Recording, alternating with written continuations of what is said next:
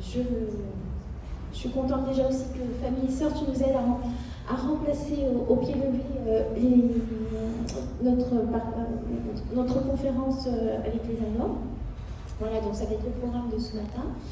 Là, je suis un petit peu complètement bousculée. Voilà, donc ce que je voulais vous dire, j'espère que vous avez été contents hier de la journée, et en particulier de la table ronde que nous a offerte le ministère de la Culture. Ce que je peux vous annoncer, c'est qu'après, nous allons continuer à avoir un partenariat avec la société Teclia pour le projet SOCFES. Je pense que c'est, pour ceux qui ont pu assister à la présentation, je pense que vous allez y voir un intérêt quand même d'aider, en effet, la machine à océriser les recensements de 1836 à 1936, et que ça soit bien fait pour 2025. C'est dans notre intérêt. Voilà. Et donc, nous allons revenir bientôt vers vous avec les informations qui nous seront données par Teclia pour faire appel aux bénévoles pour corriger puisque maintenant c'est là qu'ils vont arriver dans cette phase-là, pour corriger les erreurs de lecture de la machine. Voilà. Si ça convient. Voilà. Sinon, on attend. Est-ce que vous auriez des suggestions, des questions, des propositions par rapport au déroulement en ce moment? Est-ce que vous êtes en attente de quelque chose? Est-ce que, par exemple, hier, il y avait quelque chose que vous auriez aimé savoir en plus? Ou voilà, c'est parce que c'est pour continuer à aller dans notre réflexion sur le sujet, quel avenir pour la généalogie? Est-ce que certains... Oui?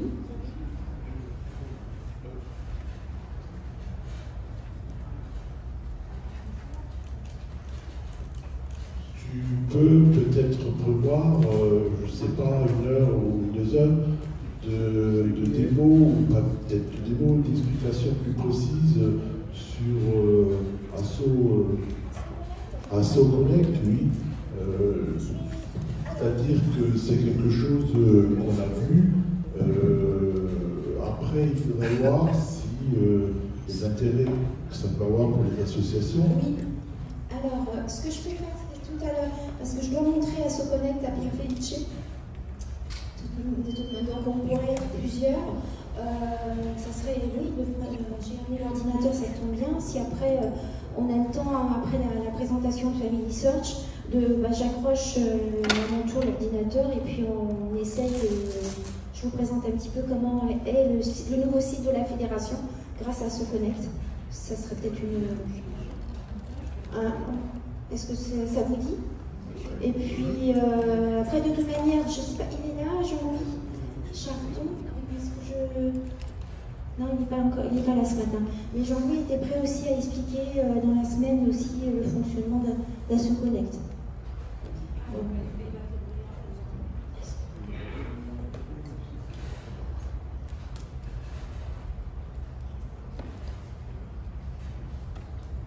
On va laisser un petit peu la parole. Non, vas-y. Moi, Parce qu'après, on a un sujet sur les anormes. Donc on te remercie, Nathalie. Alors je présente Nathalie Lopez, qui est la présidente du réseau national d'action des archivistes, qui est une association de... tu vas peut-être plutôt me présenter mieux que moi, mais depuis plusieurs années, enfin déjà depuis au moins 2016, 2014 même, le mandat de Jean-François Pellan, c'est au même temps que vous avez commencé à tisser des liens. Sous Thierry Chestier, on a continué, et puis là avec moi aussi. Voilà, et donc c'est un réseau d'archivistes qui veut faire avancer les idées, etc. Donc je te remercie. Non, c'est juste quelques notes pour moi. Parce qu'il y a des fois, on n'a pas toujours les notes. Merci, bonjour à tous, excusez le retard. Comme a dit Valérie, donc, le réseau a été créé en 2014 avec des archivistes qui souhaitaient avoir un espace d'échange et ne pas rester dans notre entre-soi d'archivistes. Voilà, c'est pour ça que souvent on va vers les uns, vers les autres, et on essaie de nouer des relations et d'avoir aussi des retours des uns et des autres, et qu'on puisse aussi, se parler et se comprendre, s'entendre, parce que c'est vrai qu'il y a des choses qui ne vont pas parmi les usagers, sauf que vous n'avez pas toujours l'envers du décor. Et donc d'expliquer un petit peu ce que c'est que l'envers du décor et tout ça. Alors oui, on s'est rencontrés avec Jean-François, je vais vous dire, mais beaucoup peut-être en avait entendu parler. La première fois qu'on s'est contacté, c'était par rapport à la loi, le projet de loi justice du XXIe siècle. Alors, je ne sais pas si vous savez ce que c'est que ce projet de loi et la difficulté que nous on avait et que vous aviez aussi à voir. Et c'est à partir de là qu'on a commencé à se mobiliser tous les deux. C'était simplement la suppression du second registre d'état civil. Voilà, qui est dans le projet de loi, qui a été acté, donc qui est peu mis en place par les communes, il faut le dire aussi, parce que les critères techniques sont tellement compliqués que la plupart des communes ne peuvent pas. Donc c'est de demander c'était par rapport à ça, et on avait commencé à se mobiliser auprès des parlementaires par rapport à ça. Parce qu'il faut savoir que c'est vrai que le lobbying parlementaire, c'est un peu compliqué, et il faut toujours leur expliquer les choses. Et voilà. Donc on a créé cette association-là, plusieurs archivistes, et on va, en fonction de l'actualité, en fonction des projets de loi, vers telle ou telle association, puis on continue à nouer des liens. Donc après, avec la FFG, il y a eu plusieurs journées d'études, parce qu'on fait des journées d'études, certaines sont plus techniques, d'autres beaucoup moins, et on invite systématiquement d'autres personnes. On ne reste pas dans notre entre-soi archivistique. On veut vraiment une ouverture, et même si on est sur des journées plus techniques, on va sur des professionnels comme les archéologues, le service de l'inventaire, comme les bibliothécaires, pour aussi pouvoir échanger avec les autres et pouvoir nous aider. Et donc on a fait plusieurs journées avec la FFG, dans les états généraux à Clermont, où on a parlé de permanien aussi là-bas. Donc, vous voyez, ça c'était ça. Donc voilà. Alors on essaye. Là je vais vous parler un petit peu, parce que je ne veux pas non plus rester à parler toute seule. Ce que je vous propose, c'est je vais vous parler un petit peu de notre colloque qu'on a fait le 5 septembre dernier, parce que vous allez voir aussi, on peut avoir besoin de vous, et même si le titre du colloque, vous avez pu penser que c'était pas pour vous, c'est faux, parce que nous on voulait que ça soit un petit peu, il y avait un mot qui permettait de dire que c'était pour tout le monde. Et ensuite, je suis là aussi un peu pour, si vous avez des questions, si vous avez des incompréhensions sur, voilà, on ne comprend pas pourquoi, je ne pourrais pas vous dire peut-être, vous répondre vraiment, parce que je ne connais pas tous les services, il y a certains services que je connais, d'autres pas, mais peut-être sur certaines incompréhensions, pourquoi maintenant on fait comme ça alors qu'avant on faisait comme ça en archive, est-ce que c'est la loi qui a changé, est-ce que c'est le service, est-ce que voilà. Donc si vous avez des questions par rapport aux archives et comment vous pouvez consulter vos archives, n'hésitez pas, d'accord ? Alors, pour le colloque du 5 septembre, qui s'appelait Archives et démocratie, au-delà du secret défense. Alors oui, vous étiez sur le secret défense, mais nous avions décidé, avec les co-organisateurs, nous étions 4 structures, donc il y avait le RN2A, bien entendu, il y avait le CDUH, qui est le comité de vigilance face aux usages publics de l'histoire, qui sont des historiens. Vous aviez les amis des cahiers d'histoire, revues critiques, on est aussi sur des historiens, des articles, et vous aviez le collectif Secret Défense, un enjeu démocratique. Alors je ne sais pas si vous connaissez ce collectif-là, C'est un collectif qui regroupe une vingtaine d'affaires, qui va de Maurice Sodin en passant par Henri Curiel, au Bugalet-Braise. Voilà, ce sont des affaires, l'affaire Borel aussi est dedans. Ce sont des affaires où le justiciable, le citoyen justiciable, est confronté au secret défense. Voilà. Et même le juge ne peut pas accéder aux documents. Et donc, c'est une vingtaine d'affaires qui se sont regroupées, ils sont tous en association, et ils se sont regroupés pour essayer de faire évoluer la législation, la loi par rapport à ça. Parce qu'un citoyen n'accède pas à tous les documents, pourquoi pas. La loi le dit, on a des délais de communicabilité ou d'incommunicabilité, mais un juge d'instruction est comme vous. C'est un simple, pour tout ce qui est secret défense, un juge d'instruction est exactement comme un citoyen. Il n'y accède pas plus que les autres. Et c'est pour ça que certaines affaires sont complètement bloquées depuis des années. Le Bugalet-Braise, par exemple, a préféré aller en Angleterre. Donc il a porté plainte aussi en Angleterre.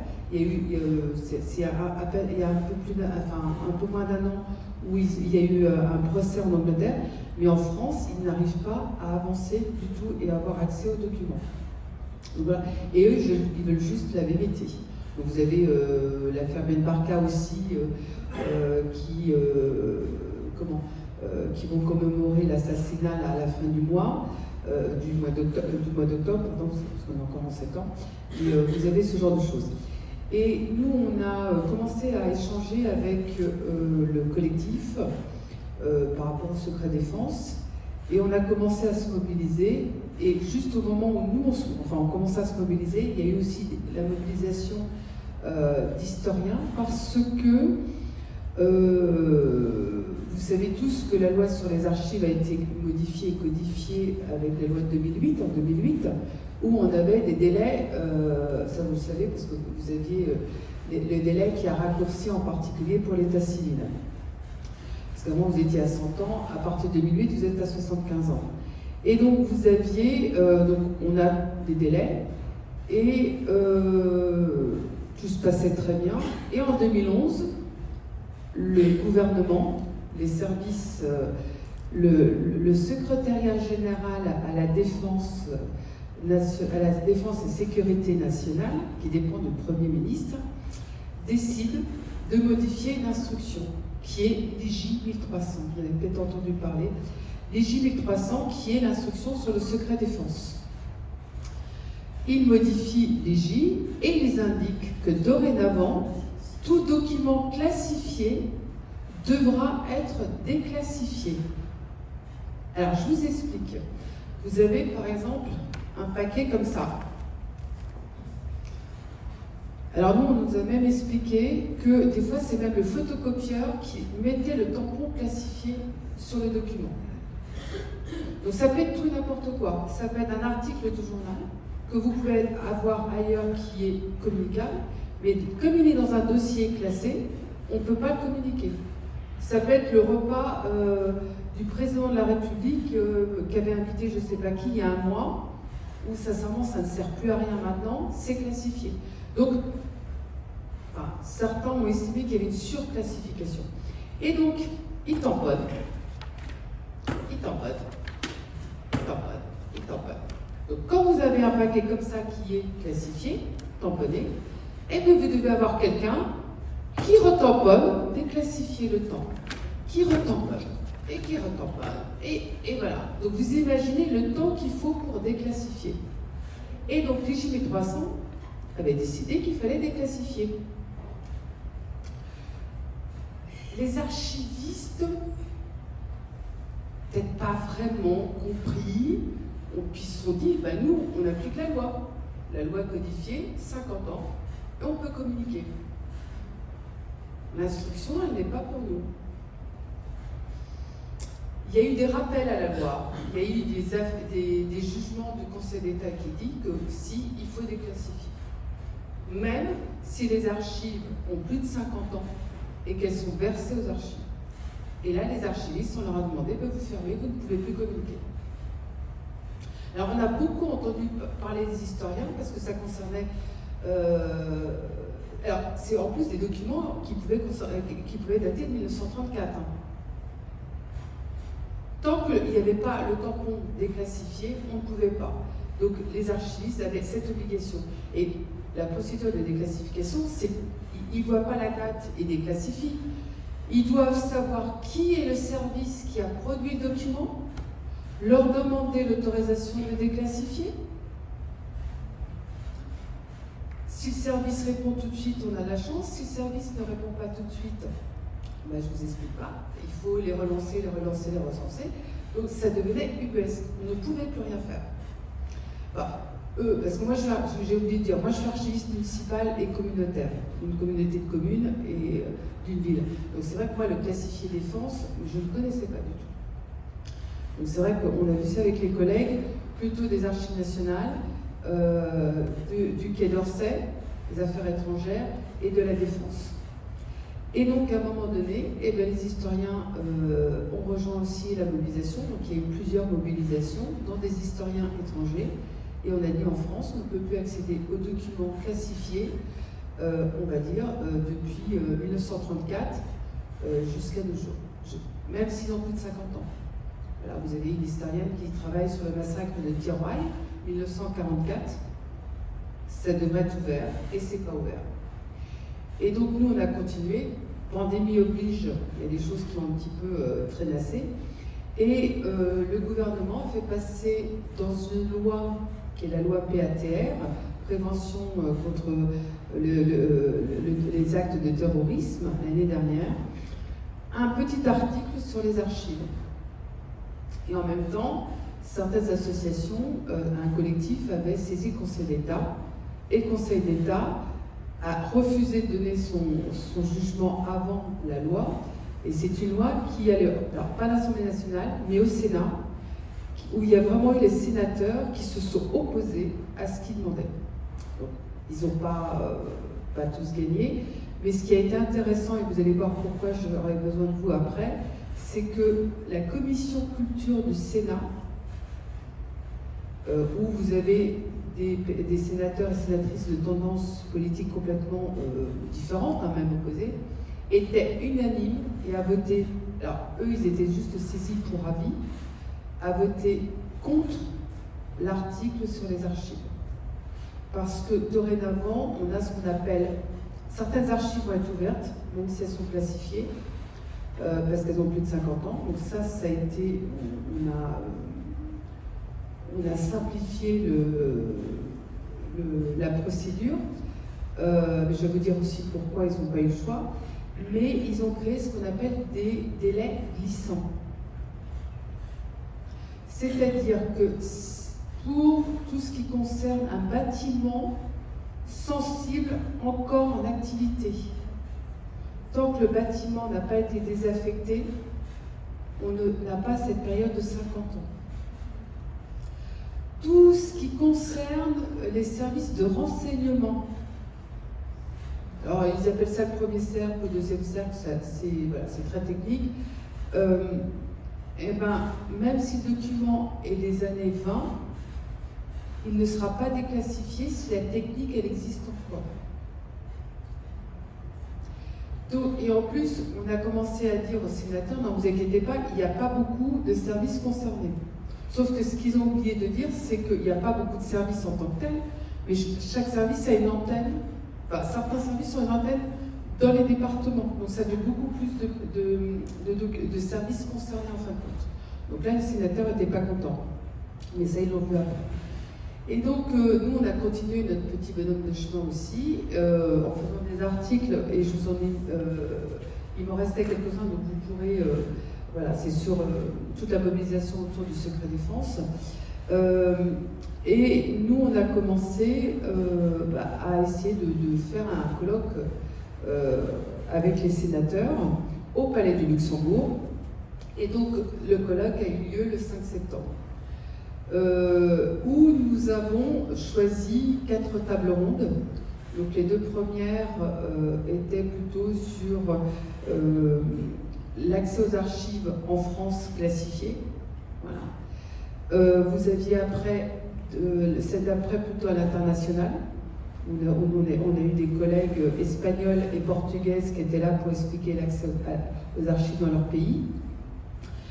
L'après-midi, alors pour ceux qui ont peut-être connu ou pas, nous avons un grand témoignage d'un archiviste qui était Philippe Grand, qui a été placardisé par son directeur d'archives aux archives de Paris, avec Brigitte Lenné, parce qu'ils ont été témoignés. Ils n'ont pas donné un document, ils ont juste témoigné comme quoi les documents que l'historien Enodi, qui est en procès avec Papon, il avait évoqué certains documents, a juste dit oui, les documents existent bien. Et avec ça, ils ont été placardisés pendant 10 ans, jusqu'à leur retraite à peu près. Voilà. Et donc ce grand témoin-là. Après, vous aviez, alors je ne sais pas si vous avez eu affaire à ou pas, mais vous avez une catégorie de documents qui sont à jamais incommunicables. Vous savez que les délais de communicabilité, vous avez vous affaire à, alors soit la loi 2008, c'était une loi qui était normalement une loi d'ouverture. Dorénavant, tout document d'archives est librement communicable. Ça, c'est le principe de la loi 2008. Sauf les documents qui contiennent un secret que la loi a voulu protéger. Et là, vous avez 5 catégories de documents. Donc, je les résume rapidement. Vous les avez dès le délai de 25 ans. Où vous avez le secret commercial, vous avez voilà. Vous avez le secret commercial est dedans, vous avez des choses comme ça. Vous avez un délai de 50 ans. Donc là, vous avez la vie privée et vous avez le secret défense. Et dedans, la sécurité, voilà, vous avez des choses sur la monnaie, des choses comme ça, mais vous aurez moins accès à ça. Vous avez 75 ans que vous connaissez bien. 75 ans, c'est pour l'état civil. Alors, mariage, naissance, parce que les naissances sont immédiatement communicables. Mariage, naissance, vous avez 75 ans, les actes notariés, que vous utilisez beaucoup, vous aussi. Normalement, les recensements de la population. Et vous avez, voilà, vous avez ça. Vous avez 100 ans qui sont... Alors, vous avez aussi certaines affaires judiciaires sont à 75 ans, et vous avez 100 ans aussi, certaines affaires judiciaires qui sont à 100 ans, en particulier celles qui concernent des mineurs ou des crimes sexuels. Et vous avez un 5e délai, qui est le délai d'incommunicabilité. En France, vous avez une catégorie d'archives qui ne sera jamais, jamais communiquée. Sauf sous dérogation, parce que je ne sais pas si vous connaissez ou pas le système de dérogation, mais sauf peut-être sous dérogation, mais ces documents-là, ce sont des documents qui vont servir à fabriquer, diffuser tout ce qui concerne des armes de destruction massive. Voilà. Donc c'est des documents qui ne devraient pas. Ça partait d'un bon sentiment. Maintenant avec Internet, vous allez sur Internet, vous pouvez trouver. Mais cette table ronde, on l'a voulu parce qu'on pense que c'est une faille. On ne devrait pas avoir des documents incommunicables. Même De Gaulle disait que 10 ans, ça suffisait pour la communicabilité, pour le secret défense. Donc 50 ans déjà pour lui, c'était beaucoup trop. Avant, c'était 60 de son temps, c'était beaucoup trop aussi. Donc c'est vrai que on s'est posé la question et on s'est rendu compte que ça impactait aussi des personnes. Je vous prends un exemple de ce délai d'incommunicabilité qui impacte des personnes. Mururoa, nos essais nucléaires, armes de destruction massive. Donc tout ce qui concerne nos essais à Mururoa ne sont pas communicables aux personnes. Sauf que vous avez des victimes à l'heure actuelle qui ont besoin de savoir quand est-ce qu'il y a eu des essais, parce qu'elles sont malades, et pour prouver que leur maladie est en lien avec les essais, elles doivent pouvoir accéder aux documents. On leur refuse. Voilà. Tout ce qui concerne le Sahara, c'est exactement la même chose. Voilà. Tout ce qui s'est passé, les essais qu'on a fait au Sahara, les mêmes historiens, par exemple, eux ne peuvent pas y accéder. Donc ce délai d'incommunicabilité, c'est une faille. Comme a dit Aurélie Filippetti lors de ce colloque, c'est une aberration démocratique. C'est vrai. On peut mettre un long délai, ça pourquoi pas, mais savoir qu'on est en train de produire des documents qui ne seront jamais communiqués, on les a oubliés, on va les oublier dans un coin, et puis pourquoi les garder? Si on ne les communique pas, pourquoi les garder? Donc voilà, parce que notre rôle archiviste, c'est quand même de collecter, classer, conserver pour communiquer. Quelle que soit la forme, mais on communique. C'est notre rôle. Sinon, voilà. On n'est pas là juste pour conserver des documents. Non, ça c'est fini. On est vraiment là pour communiquer au maximum les documents qu'on peut communiquer. Et donc ça, c'était la 3e table ronde de l'après-midi. Et la 4e table ronde était sur la création ou l'institution d'un défenseur des droits des archives. Voilà. Donc, sur ce colloque qui sera bientôt visible sur notre chaîne YouTube, donc je pourrai envoyer le lien et si vous voulez regarder par petits bouts ce qui vous intéresse, nous avons souhaité que chaque table ronde déjà soit coprésidée par une des structures organisatrices, mais également par un sénateur ou une sénatrice. Donc là, ça a été un oui franc et massif de la part des sénateurs. On en a eu 5. On a été parrainés par 2 sénateurs, Pierre Ouzoulias et Sylvie Robert. Et ensuite, nous avons eu le questeur du Sénat, le sénateur Jean-Pierre Sueur, commission des lois, Nathalie Goulet, qui était aussi de la commission des lois. Vous avez eu Sylvie Robert et Pierre Ouzoulias, vice-président de la commission culture du Sénat, qui était là. Donc c'est Pierre Ouzoulias qui était le rapporteur pour la loi PATR. Et nous avons aussi eu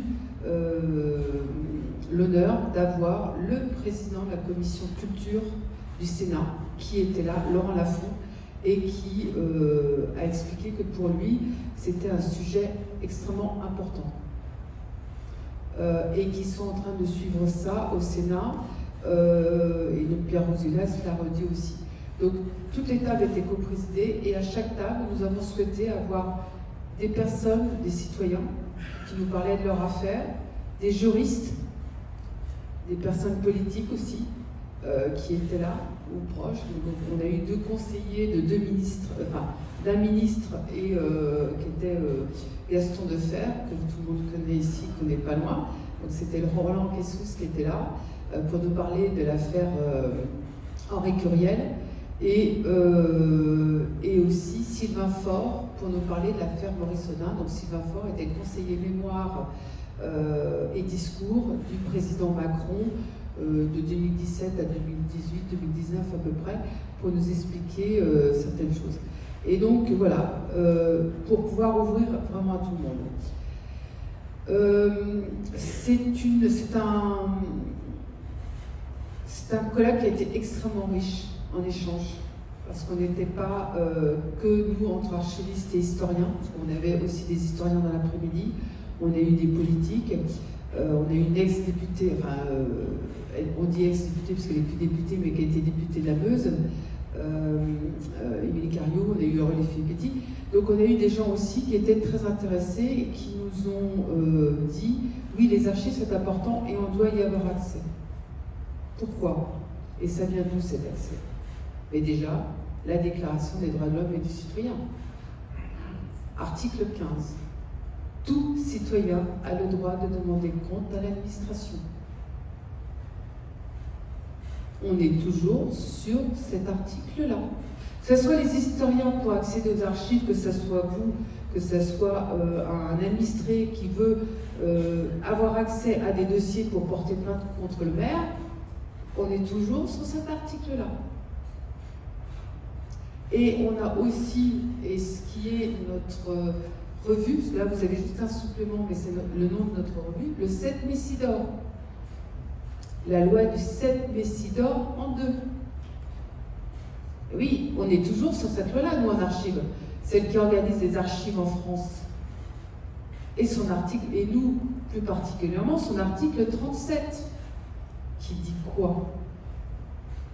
Que l'accès aux archives est libre et gratuit.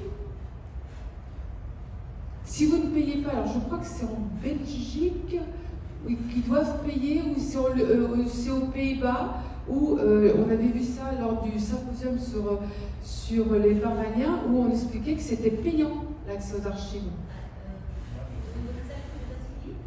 Ou tout.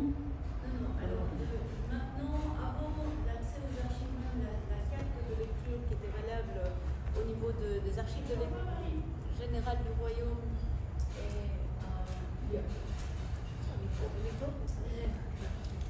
Parce que je sais qu'on en avait parlé, je ne sais plus quel pays, mais il y a un pays où vous êtes obligé de payer pour accéder aux documents. Alors, en ce qui concerne les actes d'état civil dans les mairies sont libres de fixer elles-mêmes un tarif ou non par rapport aux actes qu'elles délivrent. Et le tarif peut aller de l'euro symbolique à une vingtaine d'euros, selon chaque conseil municipal décide lui-même de la taxe. Par rapport à l'accès au dépôt d'archives même, tant pour les archives générales du royaume que pour les archives de l'État dans les provinces, avant il y avait une carte de lecture à s'affranchir d'une trentaine d'euros par an, et depuis 2020, cette fonction a été enlevée, donc maintenant n'importe qui peut avoir gratuitement une carte de lecture. Mais pour la délivrance des actes, en effet, c'est payant, ce qui surprend souvent les chercheurs français qui s'adressent aux mairies en Belgique, parce que ils ne s'attendent pas à recevoir une facture. Mais alors, ça, c'est quand on demande un acte dont on connaît la date, le lieu, le nombre de personnes impliquées. Si on veut que la mairie recherche dans une période, un mariage, dans une période d'une dizaine d'années, quelque chose comme ça, là, c'est un tarif à l'heure qui est très très vite salé, parfois même plus salé que le tarif des généalogistes professionnels. Voilà, donc voyez. Pour la manne, c'est également le cas dans les mairies. La délivrance d'actes est payante. Ça dépend des mairies, c'est entre 5 et 10 euros. Et lorsque la personne sort le registre de l'armoire, c'est 34 euros. Donc, après, lorsque vous avez les archives, vous pouvez les consulter, mais dès que vous demandez une reproduction, c'est payant. Donc ça dépend des dépôts d'archives. Oui, mais alors je sais qu'au Portugal, c'est aussi payant quand on demande un acte de naissance ou de mariage aux mairies. J'ai plus les chiffres en tête, mais je sais que c'est aussi payant. Donc vous voyez un petit peu, c'est vrai que nous, on est sur cette base d'un accès libre et gratuit. Alors attention, c'est l'accès. Ça veut dire que si vous demandez une photocopie, elle peut être payante. Mais il y a un tarif qui va augmenter. On n'a pas le droit non plus, voilà. Il y a aussi, à un moment donné, il y a eu mis en place, alors ça fonctionne ou pas, sur certaines bases, la possibilité de faire des recherches, de payer, voilà. Ça, c'est vraiment, ça dépend des personnes et tout. Mais attention. C'est plus le temps passé, c'est sur certaines bases. C'est pas la réutilisation. Comme elle vous l'a dit hier, la réutilisation d'une donnée numérique, par exemple, ce qui est tout simple, c'est complètement gratuit. On ne devrait même pas vous demander pourquoi vous voulez le document. Si le document est librement communicable, vous pouvez y accéder, en faire ce que vous voulez. La seule contrainte que vous avez, c'est de citer vos sources, et de le laisser tel quel, tel que vous l'avez trouvé, ou alors d'expliquer que vous l'avez noté. Mais vous pouvez réutiliser le document, on ne doit pas vous demander pourquoi vous voulez accéder à tel document. Ça c'est pareil. Parce qu'on a eu plusieurs lois qui se sont succédées en 2014-2015 avec la justice 21e siècle, vous avez plusieurs. Mais ce qu'on appelle la réutilisation des données, c'est nous, on va vous faire juste un rappel à la loi. Et le plus gros des rappels, et ça va être ce que vous allez voir demain matin, c'est la question du RGPD. Tout ce que vous mettez sur Internet, attention. Parce que vous êtes soumis au RGPD comme nous, on est soumis au RGPD. Donc on ne peut pas tout mettre sur Internet. On a quelques dérogations, comme vous avez dit hier, Mme Berger ou Charles Bellac, mais on est aussi soumis au RGPD. On ne peut pas faire non plus ce qu'on veut. Et quand on peut faire quelque chose, c'est parce qu'on a eu une dérogation de la part de la CNIL pour pouvoir le faire. Donc ça aussi, voilà. Donc ça, c'est quelque chose qui est important. Mais la réutilisation des données en France est entièrement gratuite à l'heure actuelle. Il y a quelques licences qui sont mises en place, mais comme elle vous l'a dit, pour des très gros volumes. Pour des petits volumes, on ne met pas, parce que ça prend plus de temps à calculer que ce que ça va reporter à la collectivité. Sauf si la collectivité demande à ce que toute la réutilisation, qu'il y ait une licence pour toute réutilisation. Ça, c'est une décision de l'élu, enfin des élus. Donc voilà. Donc, pour revenir au colloque, je vous laisserai voir un petit peu et voir ce qui vous intéresse avec certaines affaires et tout. Ce que nous a demandé les sénateurs en conclusion et pendant la journée aussi, c'est de leur faire remonter toutes les difficultés. Alors, il est vrai, pour l'instant, les sénateurs, pour ceux qui écouteront le colloque, sont plutôt basés sur les historiens, sur l'histoire, même si nous on a essayé d'être au-delà du secret défense, au-delà de l'histoire, et de faire comprendre à tout le monde qu'il n'y avait pas que les historiens qui accédaient aux archives, que beaucoup de personnes accèdent aux archives, contrairement à ce qu'on croit, pour de multiples raisons. Donc c'est vrai qu'ils n'ont pas pu nous dire ce qu'ils allaient faire de la suite. Mais ils veulent avoir ce dossier sous le coude quelque part et qu'on leur fasse remonter toutes les difficultés d'accès par rapport à la loi pour les archives. Parce qu'eux, ils ont besoin aussi de matière, soit pour interpeller le gouvernement, pour essayer de faire changer la loi. Est-ce qu'ils iront sur un rapport comme il y a eu le dernier rapport pour les archives nationales de Vincent Hublet? Est-ce qu'ils vont sur une commission pour voir comment la modification du délai pour le secret défense a impacté tout le reste? Et ils en profiteront pour être plus larges. Voilà. Ils ne savent pas du tout, mais en tous les cas, ils nous ont demandé, faites-nous remonter les problématiques que vous pouvez avoir d'accès. Et je pense que vous en avez aussi beaucoup, parce que lorsqu'il parlait beaucoup aussi des archives versées dans un service d'archives. Sauf que vous, généalogistes, il y a des fois, vous allez directement dans les communes. Et c'est dans les communes qu'on vous refuse l'accès. Alors que les documents sont librement communicables. Alors, des fois, il y a certaines raisons valables. Je ne dis pas que... Mais il y a des fois, c'est simplement parce qu'il y a une méconnaissance de la loi. Donc c'est vrai qu'il y a besoin qu'à un moment donné, alors je ne sais pas comment et je laisserai Valérie essayer d'organiser, mais de ne pas hésiter à faire remonter l'information pour que nous, on puisse la communiquer aux sénateurs, parce que je pense qu'ils ont besoin, ils ont matière, et ils ont vraiment envie de savoir ce qui se passe, et ne pas non plus laisser les problématiques d'accès aux historiens, aux justiciables, les juges par rapport aux affaires, mais de vous dire que vous aussi, vous êtes des historiens, mais peut-être pas que ceux qui vont enseigner dans les facultés, ou voilà, parce que c'était surtout cela, mais que vous aussi, à votre niveau, vous avez des problèmes d'accès, et ça serait bien d'avoir ça. Donc ça sera un peu avoir un peu la chose. Après, voilà, je suis à votre disposition si vous avez des questions sur les archives.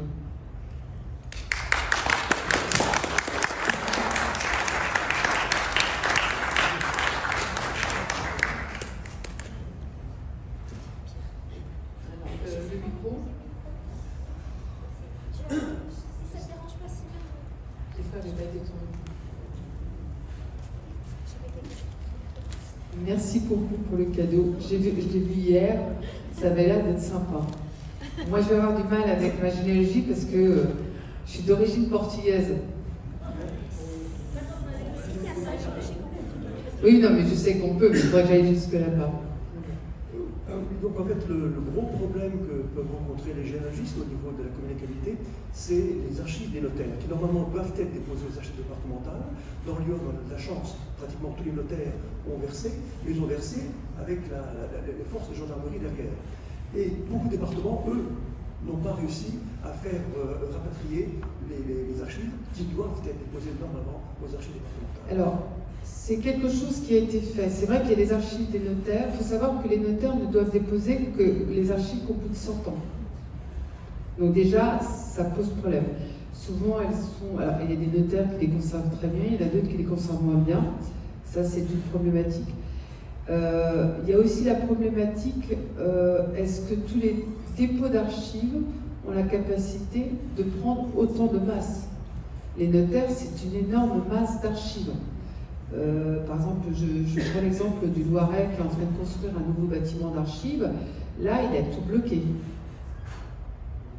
Parce qu'il ne peut pas les prendre. Donc c'est vrai que ça, c'est une autre difficulté. Alors, le notaire, par contre, peut vous faire payer la recherche si vous demandez un document.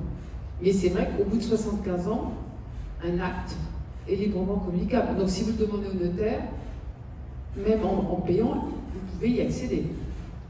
Généralement, c'est des prix exorbitants qui font que personne ne demande et on attend patiemment que ce soit aux archives départementales. Alors, il y a une obligation de verser, c'est vrai, la loi dit que les archives publiques doivent être versées dans un service public d'archives. Mais ce qui avait été, c'est Noé Wagner, il me semble, qui en a parlé lors du colloque. Il n'y a pas vraiment, enfin, on va dire, il y a une obligation, mais il n'y a pas de contrainte pour le versement.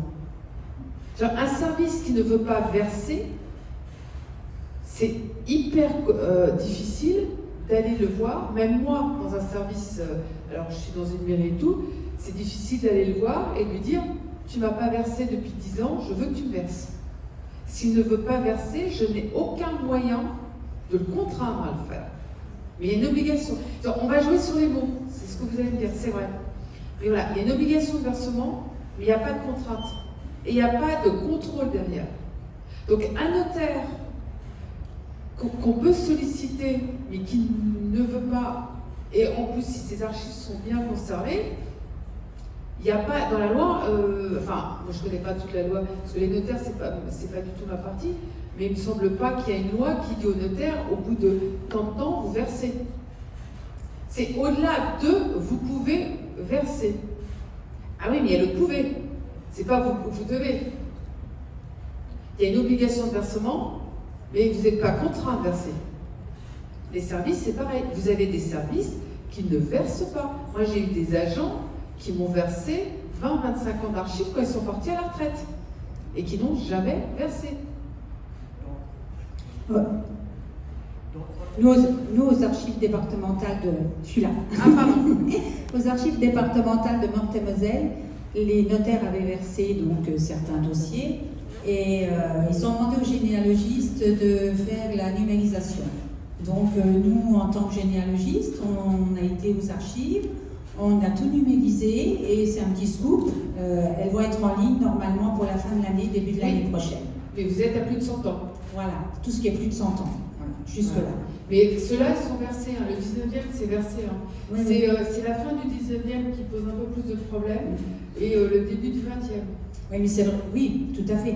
Mais comme le service d'archives n'avait pas la possibilité de numériser, puisqu'on était. Ah oui. Bon, il y a eu des déménagements, il y a eu plein de choses. Enfin, mais là, ils ont demandé donc aux généalogistes de Meurthe-et-Moselle, donc nous y sommes allés et nous avons fait nous-mêmes les numérisations qui vont être mises en ligne prochainement. Tandis que là, je là parlais des archives qui sont encore chez les notaires. Chez les notaires, oui, tout à fait. Et là, vous ne pouvez plus rien faire. Mais c'est vrai que nous, librement, enfin, chez nous, en Meurthe-et-Moselle, jusque-là, on n'a jamais eu de problème. Les notaires nous laissent aller. Ça dépend des départements, ça dépend des notaires, ça dépend. Voilà. Ça, c'est vrai que on ne peut pas dire c'est la règle sur toute la France comme ça. Ça dépend vraiment des personnes qu'on a en face de nous et il faut les sensibiliser au fait que les archives, c'est quelque chose d'important. Ça a été dit par Sylvain Faure qu'il faudrait former la population aux archives.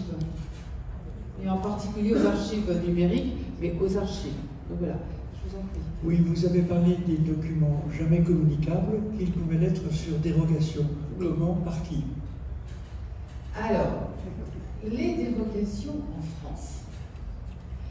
Vous avez des dérogations générales, et vous en avez une qui a été très importante pour vous, surtout après la loi de 2008.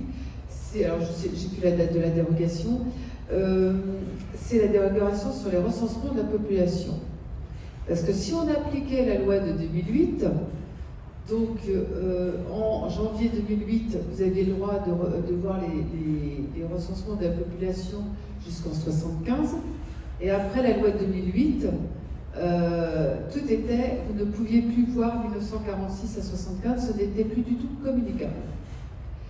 Donc, la loi avait été faite de telle façon qu'on pouvait avoir une dérogation générale qui a été signée par le ou la ministre de la Culture de l'époque, qui dit que, comme les documents étaient communicables avant, on va autoriser de nouveau la communication des documents, même si la loi demande un délai de 75 ans.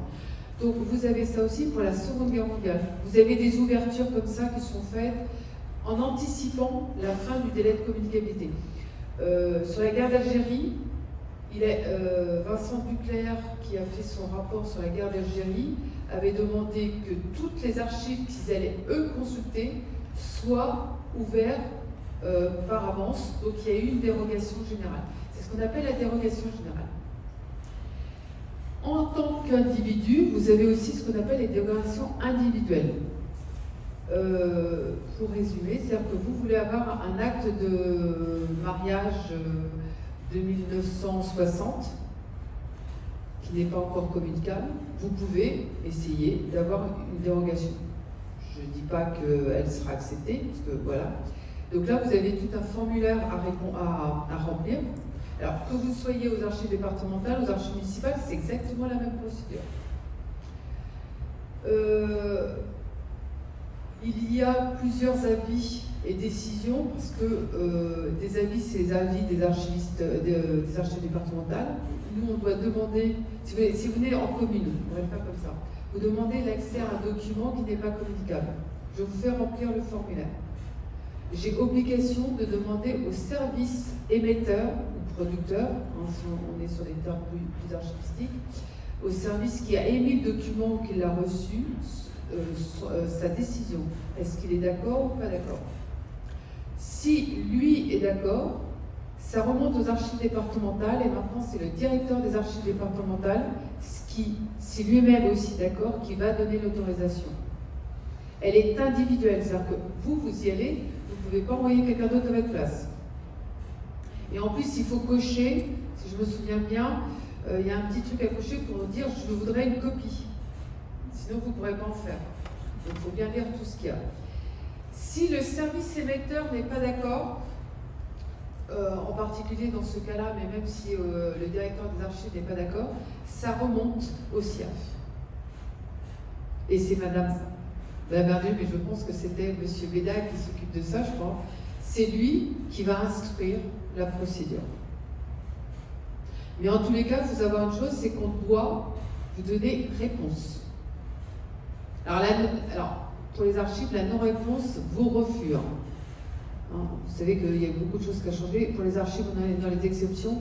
Ne pas répondre à une demande, ça veut dire que c'est un refus. Mais tant que vous n'avez pas ce refus, vous ne pouvez pas aller plus loin. Et après, vous pouvez saisir la commission d'accès aux documents administratifs. Et en fonction de ce qu'elle dit, si vous n'avez toujours pas accès, c'est ce que font la plupart des justiciables dans les affaires que je vous ai citées tout à l'heure. Et ils vont en justice. Ou des historiens.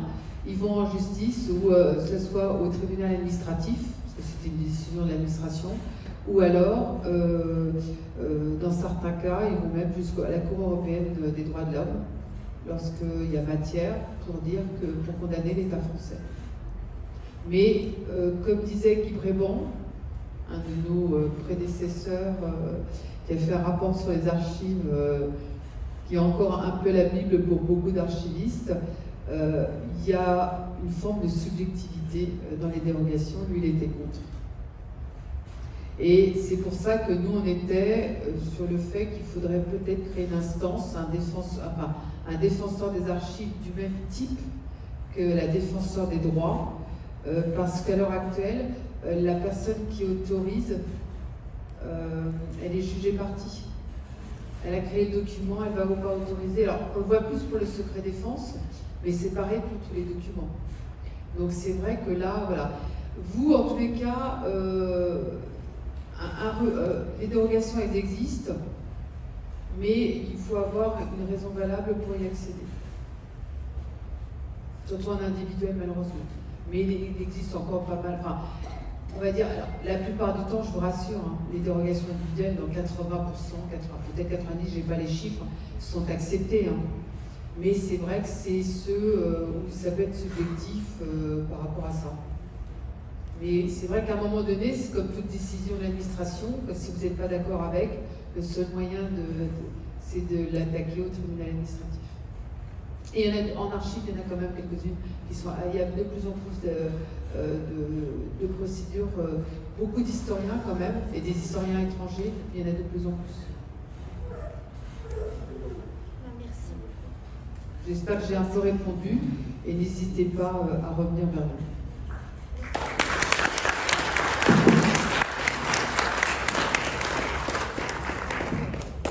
Vous avoir autant éclairé sur l'action de l'archiviste.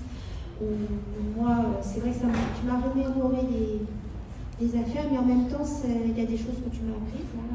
Voilà, savoir que non-réponse signifie refus. Voilà, ça, c'est, il faut que ça va nous marquer. Je voulais vous dire aussi que RN2A, Nathalie, on avait prévu de monter ce qu'on appelle tous les mois un rendez-vous qui s'appelle SOS Archiviste ou SVP Archiviste, pas SOS bon, ça mais grâce au stand du salon virtuel.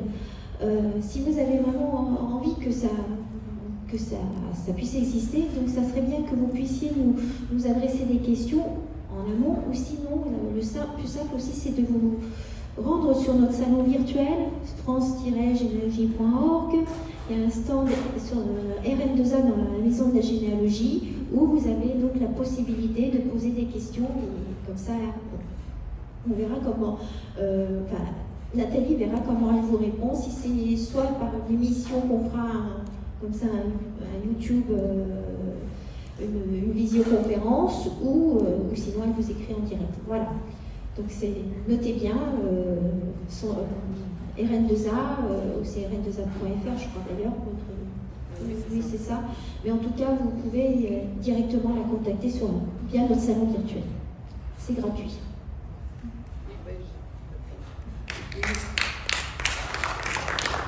C'est vrai qu'on avait essayé de mettre ça en place, donc nous, même les questions, j'en avais moins, donc j'y vais moins quand même. Donc ça, on a une chaîne YouTube, c'est là-bas que vous allez aussi pouvoir voir le colloque. Mais c'est vrai que si vraiment vous avez envie, il faut le dire, moi je veux bien, on peut tout à fait faire une demi-heure, 1 heure chaque mois ou quelque chose comme ça sur des questions. Je ne suis pas sûre de répondre à toutes les questions comme ça, je sais, voilà.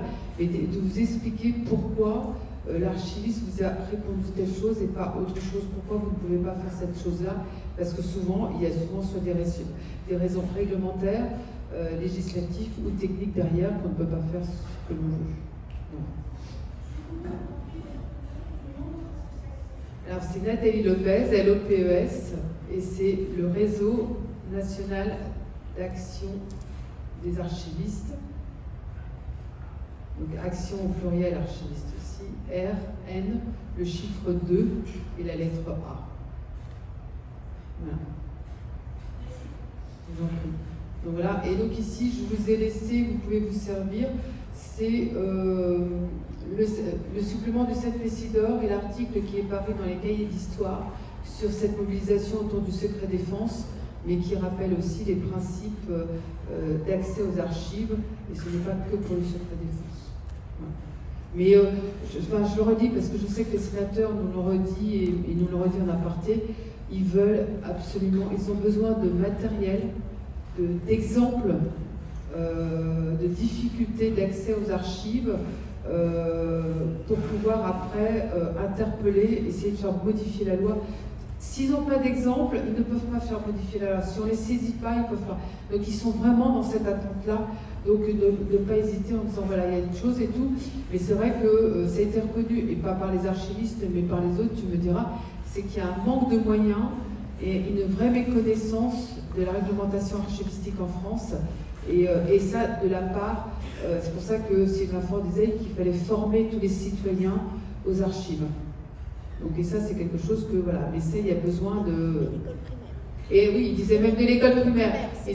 Il était en disant, voilà, et là on a un historien qui a été conseiller politique, enfin conseiller mémoire d'Emmanuel Macron, et qui dit que non, là c'est pas possible, comment c'est en France, voilà, les archives, il y a des archives qui sont perdues, pas parce qu'on a envie de les détruire, pas parce qu'on veut, simplement parce que par méconnaissance du fait que, voilà, on a eu la sénatrice Nathalie Goulet, je ne dis pas, voilà, parce qu'elle le dit, donc voilà, qui, elle, quand elle a voulu, oui, j'y vais après, quand elle a voulu, déposer les archives de son mari, qui avait été aussi sénateur, elle n'avait trouvé aucun service pour les prendre, et donc elle a été les déposer à Ramallah. Je ne sais pas comment, voilà, parce qu'elle avait personne, elle ne savait pas où aller les déposer. Donc maintenant, on sait qu'ils sont à Ramallah. Voilà. Je vous laisse parce que vous êtes... Voilà, puis moi, je... Voilà. Merci beaucoup en tous les cas et bonne fin de congrès. Au revoir.